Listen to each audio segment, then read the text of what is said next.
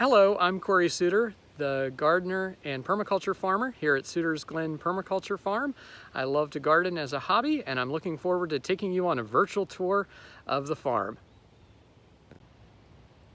Welcome to Suters Glen Permaculture Farm.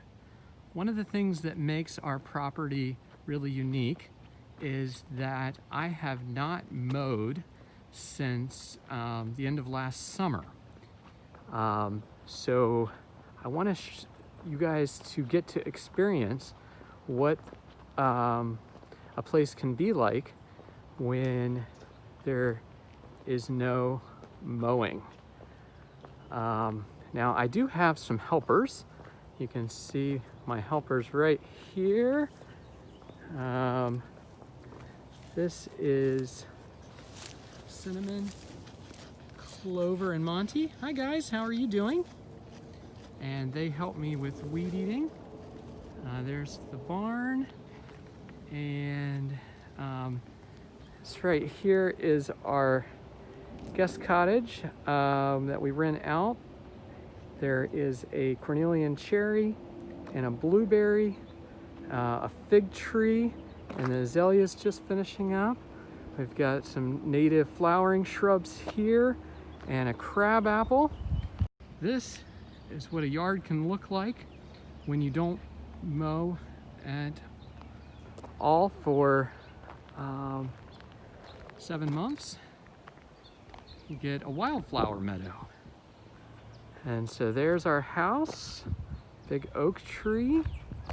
So this is full of edible plants. We have artichoke and lettuce and garlic chives. And there's one eggplant in a pot there. And there's some thyme and cilantro around the sides. So that's our front yard. Fairfax regulation, 100 square foot edible landscaping bed. And we have another jujube tree right there with some azaleas blooming and lots of mint. This is a edible crabapple tree that we have 2 persimmons here. One's hiding in the shade just a bit, and there's another persimmon. And then we're just getting to, you can just see down here by the barn, that's our pomegranate shrub. And our fig is just starting to produce its first figs. And welcome to the backyard. There's a birdhouse. Our cherry trees aren't in bloom now. There's a currant in the corner. And then our kale is just finishing up its blossoming. There's our edible purple pavement rose bush. There's some purple lettuce there in the background and the yellow flowers. And there we have some sunchoke and more figs. Looking down out here towards the pasture, you can see my beehive at the bottom of the hill, but I'm going to walk up here and let's see, there are a whole flower bed of bee balm. And so now as we come out here to the patio, we've got some rose bushes, and let's see, we have strawberries, lots of strawberries, a edible prickly pear cactus, and there's the view of Suters Glen along the creek. You can just see some sheep in the distance, and we have a whole bed full of raspberries about to bloom. And then these are an heirloom rose that produces an edible rose hip. That's our blueberry house. I'm gonna start walking across the yard. Oh, we just saw a hawk. I don't know if you guys can see that. There's a beautiful hawk up there in that tree. There's our fire ring and orchard down here. And then this is the blueberry house. You can see the yellow flowers out front, some St. John's wort, and it's always hard to capture a place with just a video, but you can start to see here is my, these are some tall blueberries, and then I have my garden here. We're gonna come back from another angle, but you can see some of the garden beds here as well as some of the blueberries, and a bunch of pansies over there and garlic. And of course, lots and lots of blueberries in our blueberry house. You can see those blueberries are just about to be ripe in another maybe 2 or 3 weeks. There's the St. John's wort again and some wildflowers. The orchard, and let me go on a quick walk of the orchard. Like, here we have a peach tree, nectarine, a plum, another peach, a cherry tree, and raspberries, strawberries. And it's always much nicer to experience a place in person, but at least you get a feel for varying heights of different trees here in the orchard.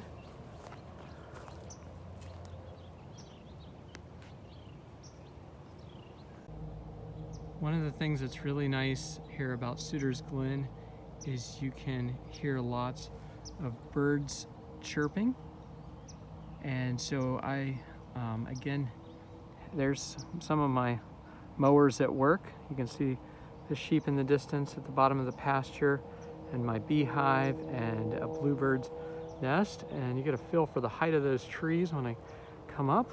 We're gonna go on this little walk now through a wildflower meadow. And this wildflower meadow will start blossoming really beautifully in another couple weeks, but we're starting to get some yellow wildflower out here already. One of the plants that I really like is this mullein and then chamomile, and you can see how that looks together. And there is the purple pavement roses again, along with the sunchoke. And then if we come here, there's our kids' playground and a nice view of the rear pasture. There's steps leading around. You can see some more of the buttercups. And as we come around here, I just want to bring us in and say hello to some friends. There's Fluffy and Brahma and a couple of our other egg layers. And then we're just going to come on a walk down here out to this pasture.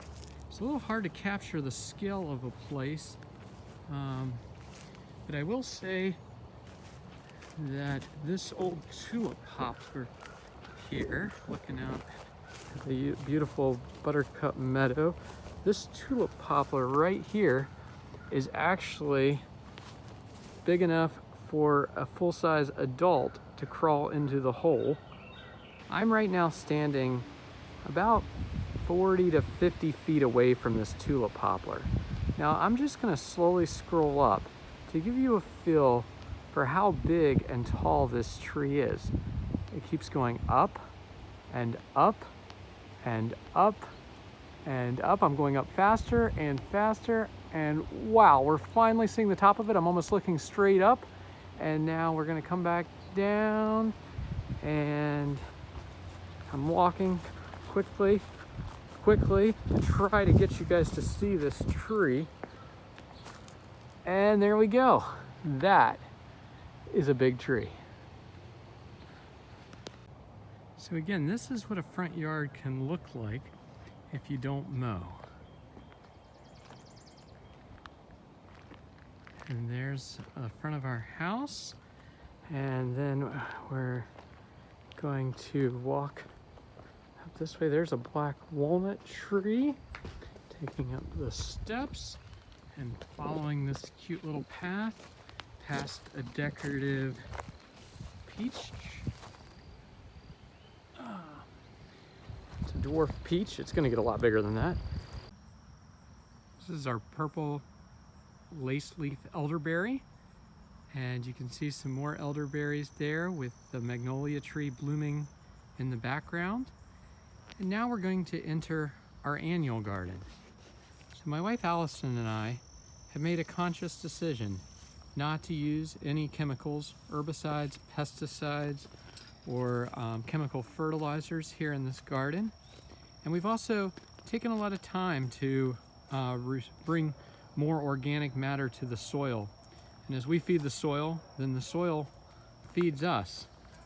These are our peas, broccoli and carrots, some strawberries, a cantaloupe there, honeyberry. You can see some raspberries, and purple passion asparagus is over there. There's our squash.